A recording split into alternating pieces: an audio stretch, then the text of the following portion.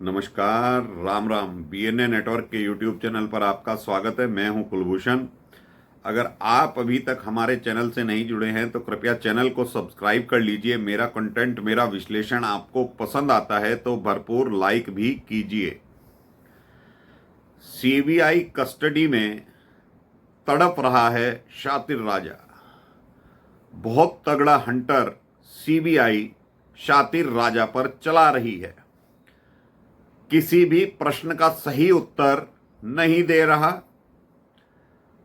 मसले को और उलझा रहा है। तो सीबीआई ने अपना प्लान तैयार कर लिया है। सिसोदिया और केजरीवाल दोनों को आमने सामने बैठाकर अब पूछताछ की जाएगी। आज और देखा जाएगा कि केजरीवाल ये बताता है कि नहीं बताता है कि ये आइडिया किसका था कि दिल्ली में जो शराब घोटाला हुआ, शराब नीति बनी, जो कमीशन 5% से बढ़ाकर 12% कर दी गई, वो किसका था। क्योंकि सिसोदिया बयान दे चुका है, मैं तो दिल्ली सरकार में मंत्री था, मुझे जो आदेश दिया गया मैंने वही कार्य किया है। लेकिन केजरीवाल ये कह चुका है क्योंकि आबकारी मंत्री मनीष सिसोदिया था तो मैंने तो सिर्फ उसे रेवेन्यू बढ़ाने की बात करी थी, उसने कमीशन बढ़ा दी, इसकी मुझे जानकारी नहीं है।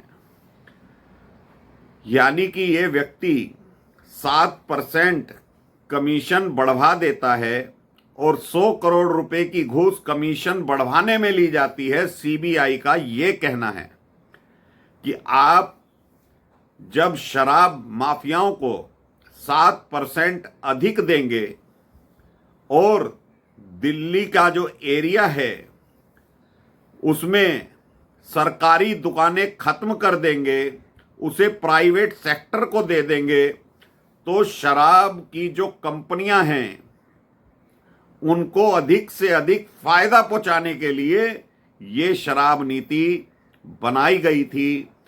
और इसका अब जवाब केजरीवाल नहीं दे रहा है। कोर्ट में खड़ा होकर कह रहा था कि मैंने सिसोदिया को नहीं फंसाया। जब जज महोदय ने संज्ञान लिया कि सीबीआई ने ऐसा नहीं कहा है, आपका जवाब ये था जो आपने सीबीआई को दिया है कि आपने 3 बिंदु के बारे में बोला था कि मैंने ये सिसोदिया को बोले थे। क्योंकि परसों के दिन टीवी चैनलों पर यह न्यूज चलने लगी थी कि केजरीवाल ने सिसोदिया के ऊपर ठीकरा फोड़ दिया है। पूरी आम आदमी पार्टी इस वक्त अंधेरे में है। उस अंधेरे में है कि कोई रोशनी की किरण दिखाई नहीं दे रही कि केजरी कहां से बाहर निकलेगा। कल संसद भवन में भी इनके सिर्फ 5 सांसद, जिसमें 3 लोकसभा के हैं, बाकी इनके राज्यसभा के सांसद हैं। हरभजन सिंह तो वर्ल्ड कप में कमेंट्री कर रहे हैं। जो पंजाब से और राज्यसभा सांसद हैं उन्होंने भी आम आदमी पार्टी का साथ नहीं दिया। केवल 5 सांसद संजय सिंह की अगुवाई में विरोध कर रहे थे कि केजरीवाल को जबरदस्ती मोदी ने सीबीआई की कस्टडी में भिजवा दिया है। केजरीवाल बेकसूर है, शराब नीति में कोई घोटाला नहीं हुआ, ये आज तक ये लोग बोल रहे हैं। लेकिन सिसोदिया की जमानत पर जस्टिस खन्ना ने कहा था प्रथम दृष्टया 338 करोड़ रुपए का घोटाला दिखाई दे रहा है। लेकिन दोस्तों, ईडी भी अब तक सिर्फ 45 करोड़ रुपए का पता लगा पाई है जो इन्होंने गोवा के चुनावों में खर्च किए। अब 55 करोड़ रुपए इन्होंने क्रिप्टो करेंसी में लगाए, कहीं विदेशों में भेज दिए। ये ईडी कैसे पता लगाएगी? फोन का पासवर्ड ये बता नहीं रहा है। एप्पल कंपनी का फोन अगर ये तो हमारे देश की सुरक्षा के लिए भी खतरा है कि अगर किसी फोन का पासवर्ड जांच एजेंसियां क्रैक नहीं कर पाती हैं तो कोई देश विरोधी ताकत एप्पल का फोन चलाती है और कंपनी कह देती है कि हम ये पासवर्ड नहीं खोलेंगे, व्यक्ति तो खोलेगा ही नहीं। अगर कंपनी भी इनकार कर दे तो ये हमारी देश के लिए भी खतरा बन सकता है। ऐसा प्रश्न तो ये सरकार को सोचना चाहिए, ये गंभीर विषय है। ये तो केजरीवाल है कि पासवर्ड नहीं बता रहा। जो देश की विरोधी ताकतें हैं, जो देश के अंदर मौजूद हैं, अगर वो भी अपने पासवर्ड ना बताएं पकड़े जाने पर, और कंपनी तो एप्पल की मना कर चुकी है कि हम फोन को क्रैक नहीं करेंगे, तो भारत सरकार को इस चीज का भी संज्ञान लेना चाहिए, गृह मंत्रालय को लेना चाहिए, और सुप्रीम कोर्ट हो, हाई कोर्ट हो, आदेश देना चाहिए केजरीवाल को कि अपने फोन का पासवर्ड बताए, क्योंकि जांच चल रही है। जांच में सहयोग करना, एक्यूज्ड को चाहिए कि अपना वो सब कुछ बताए। अगर वो नहीं बताता है तो फिर ग्रिलिंग और ड्रिलिंग सीबीआई के द्वारा होनी चाहिए। तो दोस्तों, ये व्यक्ति किस किस तरह के खेल रचता है। सन 2021-22 में जब ये नीति बनी थी, सिसोदिया को गिरफ्तार किया गया था सीबीआई के द्वारा। उससे पहले सत्येंद्र जैन को हवाला कांड में गिरफ्तार किया गया था ईडी के द्वारा। तो 21-22 में ये व्यक्ति दिल्ली के खजाने पर डाका डाल रहा है। जब से 20 महीनों में 21-22 और 23 के 8 महीनों का जो खोजने पर हिसाब मिला है, 25 करोड़ रुपया अब तक वकीलों को दे चुका है। 18 करोड़ रुपया अभिषेक मनु सिंघवी को दे चुका है सिसोदिया के लिए। और एक इनके राहुल मेहरा वकील थे जो सत्येंद्र जैन का केस लड़ रहे थे, 5.5 करोड़ रुपया राहुल मेहरा के पास जा चुके हैं। तो जो लोग घोटाला करते हैं वो सरकारी पैसे से मुकदमा क्यों लड़ते हैं, ये संज्ञान सुप्रीम कोर्ट भी नहीं ले रहा। अभी जब केजरीवाल सुप्रीम कोर्ट गया था, जस्टिस खन्ना ने ये आदेश दिया था कि जो वकीलों का पैसा रुका हुआ है, जो बिल रुके हुए हैं, क्योंकि एलजी महोदय ने रोक लगा दी थी उस फंड का भुगतान करने के लिए जिसमें केजरीवाल अपना मुकदमा अभिषेक मनु सिंघवी से लड़वा रहा था। तो जस्टिस खन्ना ने मौखिक रूप से आदेश दिया था तुषार मेहता को कि इनके फंड रिलीज कराए जाएं, इनके बिल पास कराए जाएं। मुझे लगता है कि शायद अभी एलजी ने वो बिल पास नहीं कराए हैं। जैसे ही कोई सूचना होगी इस बारे में भी कि केजरीवाल पर कितना खर्चा हो चुका है। और कुछ लोग तो ये भी कह रहे हैं कि जो ये बिलों का भुगतान करता है वकीलों को, आप देखिए दोस्तों, 1.25 करोड़ रुपया महीना बैठता है वकील की फीस सिर्फ मनीष सिसोदिया के लिए, सत्येंद्र जैन के लिए।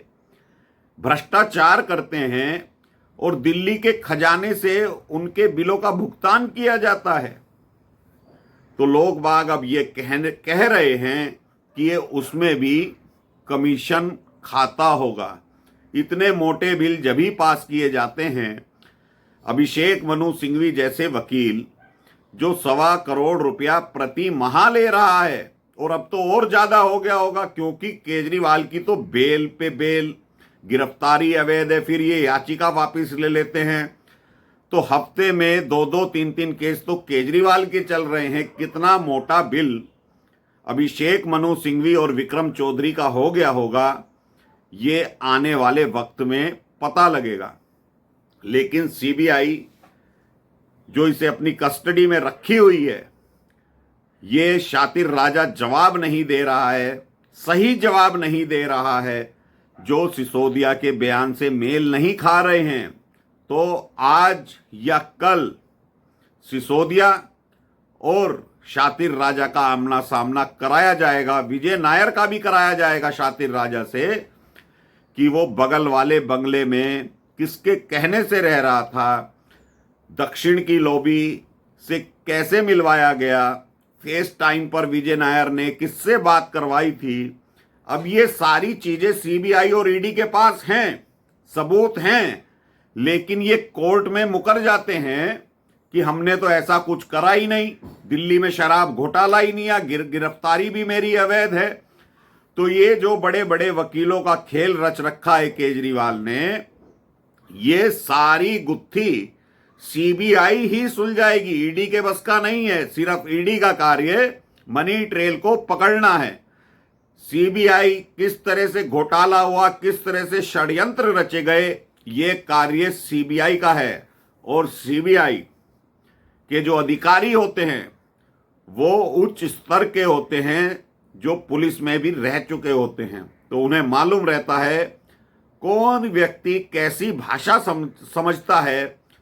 सीबीआई के अधिकारी वैसी ही भाषा समझाने की फिर कोशिश करते हैं।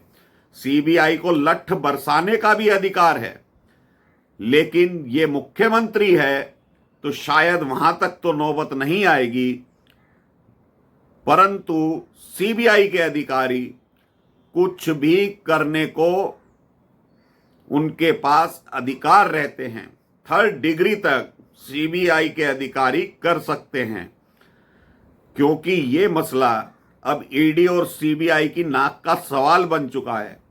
लेकिन ये तो शातिर राजा है, 50 करोड़ रुपया प्रति माह तो अपनी पब्लिसिटी पर ये खर्च करता है, एड चलाता है टीवी में, अखबारों में, और 2-2, 2.5 करोड़ रुपया वकीलों को दे रहा है, और उसके अलावा घोटाले अलग से कर रहा है। तो दिल्ली की जनता का कितना बुरा हाल इसने कर दिया होगा, ये आम जनता अभी समझ नहीं पा रही है। कुछ लोग आज भी इसके समर्थक इसे कट्टर ईमानदार बता रहे हैं, लेकिन ये नौटंकीबाज कंपनी में कब ताला लग जाएगा? ताला लगना तो तय है। इस ड्रामेबाज कंपनी का उद्घाटन अन्ना हजारे ने करा था, लेकिन ताला केजरीवाल एंड कंपनी के द्वारा लगेगा। तो दोस्तों, अभी के लिए इतना ही। मेरा कंटेंट, मेरा विश्लेषण आपको पसंद आए तो भरपूर लाइक कीजिएगा, चैनल को सब्सक्राइब कर लीजिए, बेल आइकॉन दबा लीजिए। धन्यवाद, नमस्कार, भारत माता की जय।